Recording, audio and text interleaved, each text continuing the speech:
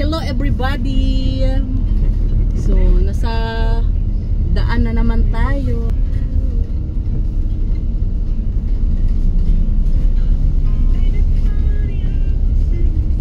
Takilid mo? Hello everybody!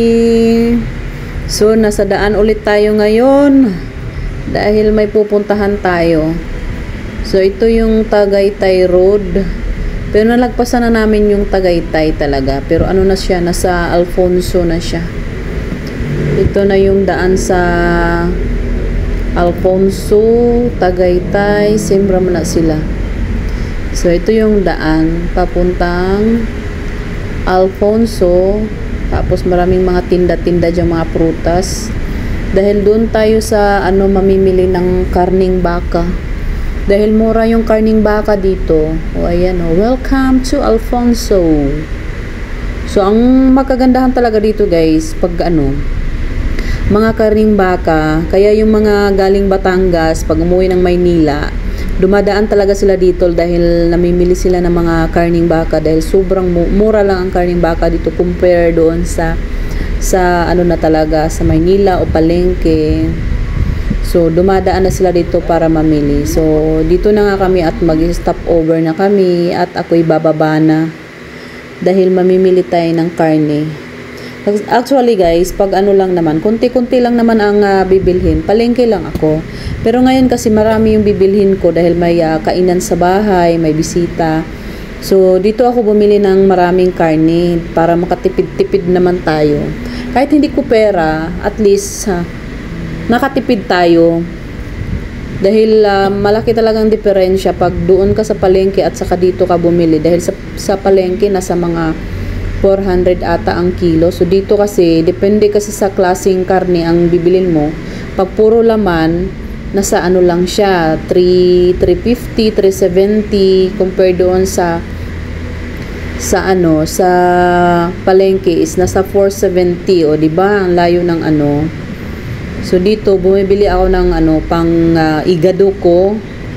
Tapos bumili rin ako ng pang kare-kare dahil ang purpose talaga dito is maganda ditong bumili ng yung pang kare-kare dahil tawag nito buntot ng baka ang masarap i-kare-kare. Tapos lagyan mo siya ng laman ng baka. Dahil pag buntot ng baka ang ginamit mo, ang sarap ng pero syempre linisan natin yun, di ba? So ayan nga, hindi iniwan ko lang yung cellphone natin sa kotse para safe naman, char. O di ba? So si kuya naghintay sa akin dahil sabi ko mamaya na lang kuya. Kasi naawa naman din ako, kaya bilhan ko na lang siya. Tapos ayan, naharangan ang ating camera. And then may nagkagulo sa likod. Akala ko libre yung pinamigay. So siyempre sumilip ako. So hindi pala, binibenta pala siya. Siya yung Chico. So ayan na tayo dahil pinapahiwa ko na yung karne para pagdating ng bahay imamarinate ko na lang siya.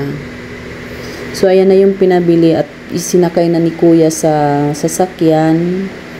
Tapos ang kagandahan dyan is nakalibre pa ako ng siguro nasa 1 kilong atay ng baka.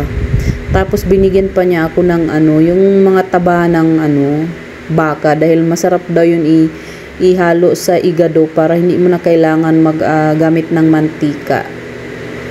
So ayan na, marami nang namimili dahil mura naman talaga dito. Mura talaga dito mamili. So tingnan nyo yung aking mga labili kanina, di ba? Ang ganda ng karning baka kasi bagong talaga. Bagong talaga siya. Bagong katay. Ayan yung buntot ng baka. Kailangan talaga buo siya, hindi siya yung hati-hati lang. So ang dami ditong nagtitinda. So ayan na nga, tapos na ako mamili. Dito na ako sa sakyan. Kaya na yung atay. Dapat kasi Yun yung maganda dito talaga. Lang, mura lang kasi sa palengke kasi 420. Diyan 300 lang bigay, 350.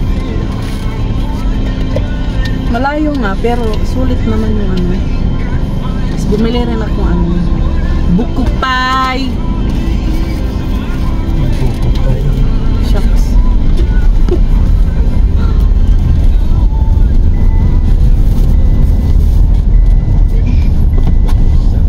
Naghanap ng biluan.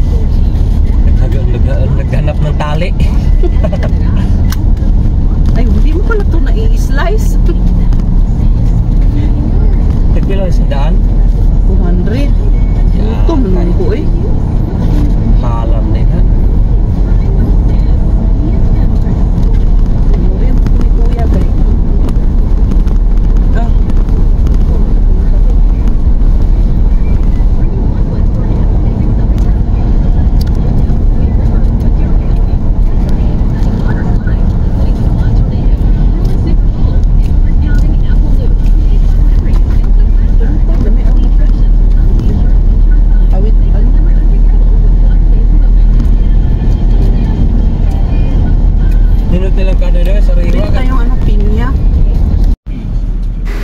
So ayan, pauwi na kami guys. So ito yung Twin Lakes.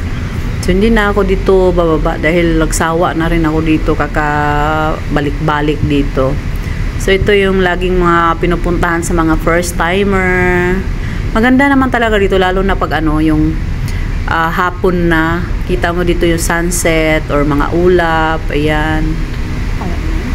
So syempre malapit lang tayo dito.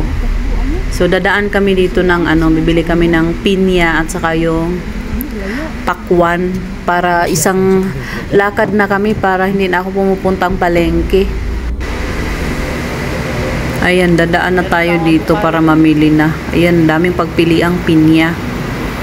Nabili na rin ako ng pakwan. Mahal ngayon ang pinya. Iwan ko ba, siguro hindi na siya season. Pero tag-harvest na ng pinya dito malapit sa Tagaytay. Pero mahal talaga siya. Makabili ka nga ng 50 pero maliit na siya. Hindi na tulad dati na yan ganyan dati. Lang yan 20. Ngayon 100 na yan siya. Pero okay na rin yan kaysa bumili ka sa mga mall. Ang mahal na rin yan. So ayan, mamili tayo ng maganda-gandang pinya. Maano mo talaga pag ang pinya matamis dahil siya mabango. Iwan ko lang, sa akin lang. Yun ang ko pag matamis yung pinya. Tsaka may pa-pre-taste si ate. Kung matamis ba talaga o hindi. So matamis nga talaga siya. May pa-pre-taste siya. So bumili akong 5 yung nabili kong pinya. Tsaka isang malaking pakwan. Diba, ang dami dito. Ang dami mong pagpilian dito pag galing ka ng Batangas or papunta ka ng Batangas. Basta dito mga banda, ang daming mo mabibili. Pera na lang talaga ang wala. So, ayan, pauwi na kami. Dito na tayo sa daan. Papuntang Silang. So, ito yung madadaanan natin. Papuntang Silang Bayan, Cavite. So, ganito lang ang buhay. Pero nasa shortcut kami. Shortcut kami dumadaan kasi pag doon banda sa, papunta talaga doon sa mga Sky Ranch, Tagaytay. Sobrang traffic doon. Sabi ko doon sa kasama ko, dito na tayo dumaan sa shortcut para madali lang. So, dumaan din ako dito sa groceryhan ng kaibigan ng amo ko dahil pipick upin ko yung, yung grocery na iniwan ko na yung listahan para pagdaan namin, dire-diretso na. Bababa na ulit. So, ganito talaga ang buhay ko, guys. Kung anong wala sa bahay, yan, pupunta lang ako dito. Dadala ng listahan. Lang ako dito, magka-credit. Credit lang ako dito. Diba? Ito lang talaga ang ko. Tapos pag minsan hindi ako nagpapalam sa amo ko. Pagdating ko na lang sa bahay, sinabi ko, galing ako doon. Kumuha ako ng bigas, grocery, kung anong wala sa bahay. Ay wala, oo na lang din yung amo ko. Ano magagawa niya? Buot-buot. Ang swerte ng mga tauhan ng mga amo ko dahil libre silang bigas. Ayan, kumuha ako ng 4 na sako. So, siyempre, mga 25 kilos lang yan. So, sa isang buwan is, sila, tagi-isang sako. So, ayan, pauwi na kami. Tapos, hindi ko na maipakita sa inyo yung mga ganap ko doon pagdating sa bahay dahil sobrang busy ko na talaga. Ipakita ko na lang sa inyo mamaya yung makukuha akong video sa ganap ng aming party or bisita sa bahay dahil may mga tayo ganap. So hindi ko na yan maipapakita sa inyo dahil sobrang busy na natin. So tingnan nyo to guys ha, dahil masarap daw yung putahe natin. So ayan na, tingnan nyo ha.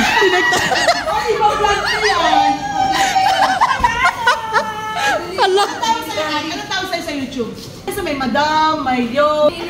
Tell me, bakit nga kayo nagbabalot? Thank you. Tell me ha.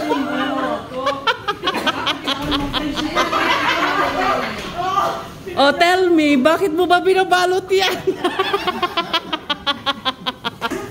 Hoy, mas masarap yan pag yung iniinit.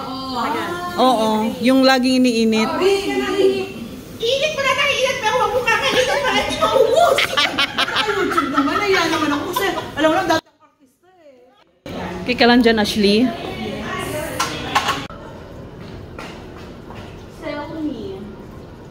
Ashley, may sagot ko lang.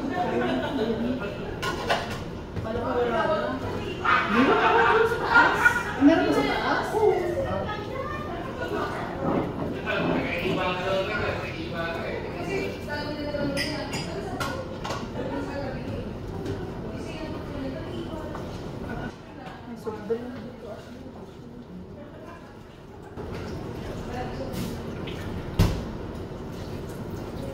Kumain na kayo?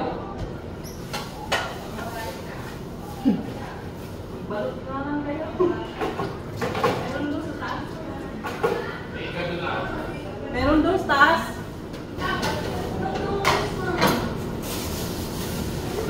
Ano pa ba pwede balot? Yun na lang natira eh, may manok dyan. Binigyan mo si Kuya na igado doon. May iba na doon. Kaso wala na itong sauce eh. Doon sa taas. Ito na nga. Ano si Maliliit? Hindi pa, bukas pa ako eh.